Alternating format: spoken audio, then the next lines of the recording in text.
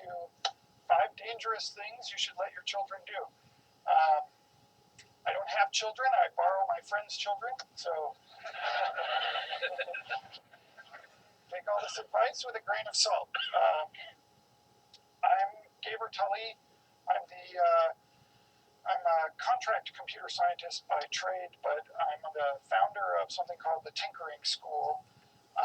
It's a summer program which aims to help kids learn how to build the things that they think of. So we build a lot of things, and I do put power tools into the hands of second graders. So if you're thinking about sending your kid to tinkering school, they do come back bruised, scraped, and bloody. So I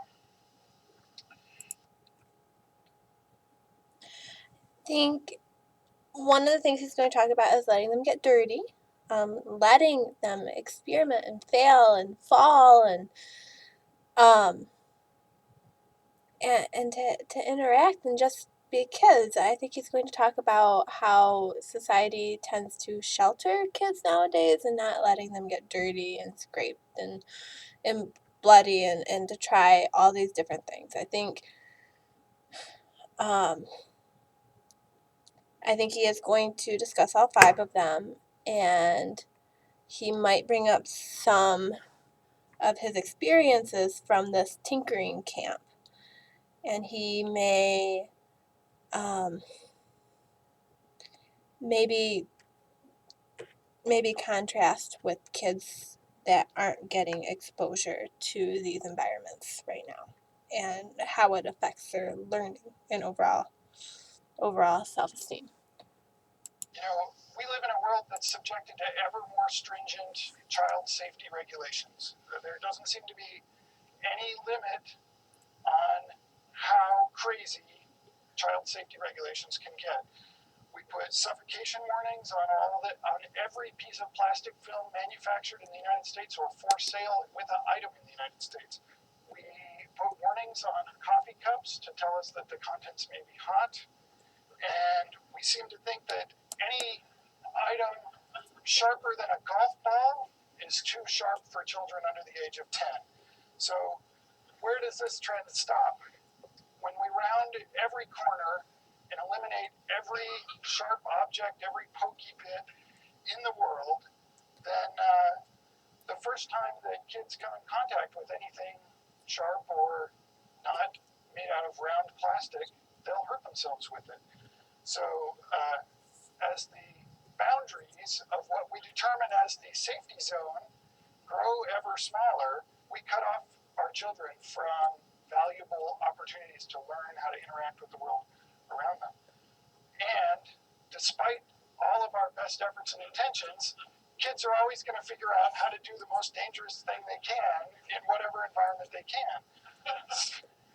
So, despite the provocative title, this presentation is really about safety and about how some simple things that we can do to raise our kids to be creative, confident, and in control of the environment around them.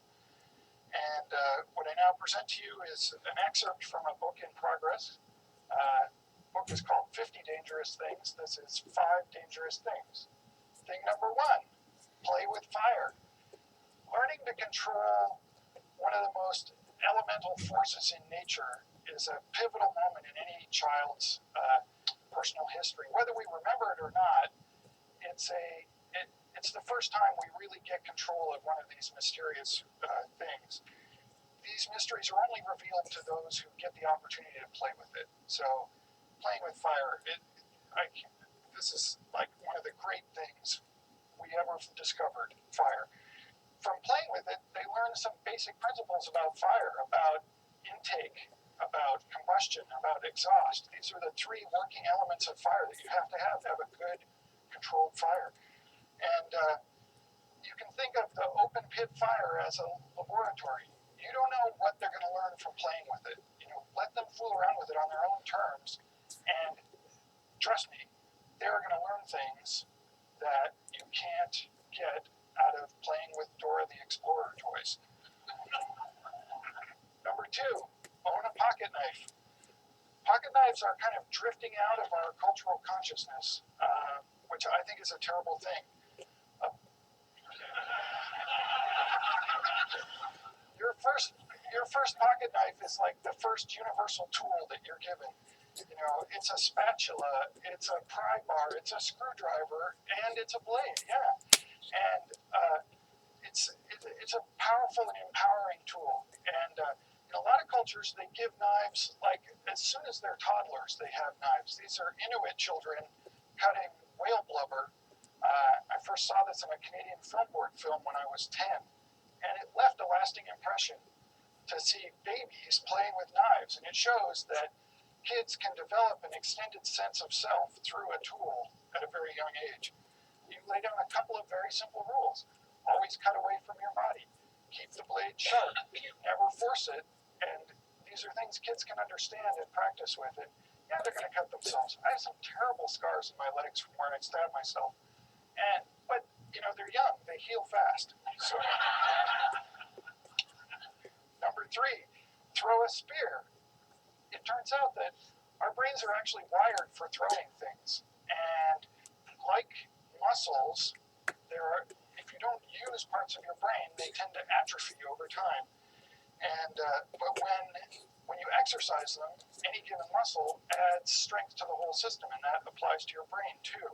So practicing throwing things has been shown to stimulate the frontal and parietal lobes, which have to do with visual acuity, 3D understanding, and structural problem solving. So it helps develop their visualization skills and their predictive ability. And throwing is a combination of analytical and physical skills, so it's very good for like kind of whole body training. These kinds of target-based practice also helps kids develop attention and concentration skills. So those are great. Number 5, deconstruct appliances. There is a world of interesting things inside your dishwasher. Next time you're about to throw out an appliance, don't throw it out, take it apart with your kid, or send them to my school and we'll take it apart with them.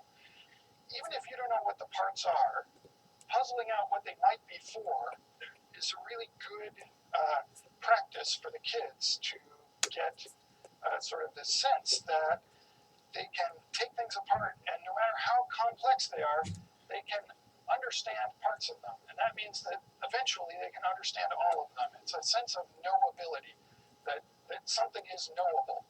So these black boxes that we live with and take for granted are actually complex things made by other people, and you can understand them. Number 5, 2-parter. Break the Digital Millennium Copyright Act. There are laws beyond safety regulations that attempt to limit how we can interact with the things that we own, in this case, digital media. It's a very simple exercise. Buy a song on iTunes, write it to a CD, then rip the CD to an MP3 and play it on your very same computer. You've just broken a law. Technically, the RIAA could come and persecute you. It's an important lesson for kids to understand that some of these laws get broken by accident and that laws have to be interpreted. And that's something we often talk about with the kids when we're fooling around with things and breaking them open and taking them apart and using them for other things. And also when we go out and drive a car. Driving a car is a really empowering act for a young child. So this is the alternate. For those of you who aren't comfortable actually breaking the law, you can drive a car with your child. This is a great stage for a kid. This happens about the same time that they get latched onto things like dinosaurs, these big things in the outside world that they're trying to get a grip on. A car is a similar object, and they can get in a car and drive it, and that's a really gives them a handle on the world in a way that it wouldn't that they don't often have access to. So, and it's perfectly legal. Find a big empty lot, make sure there's nothing in it, and it's on private property, and let them drive your car. It's very safe, actually, and it's fun for the whole family. So let's see, I think that's it. That's number 5.5. Okay.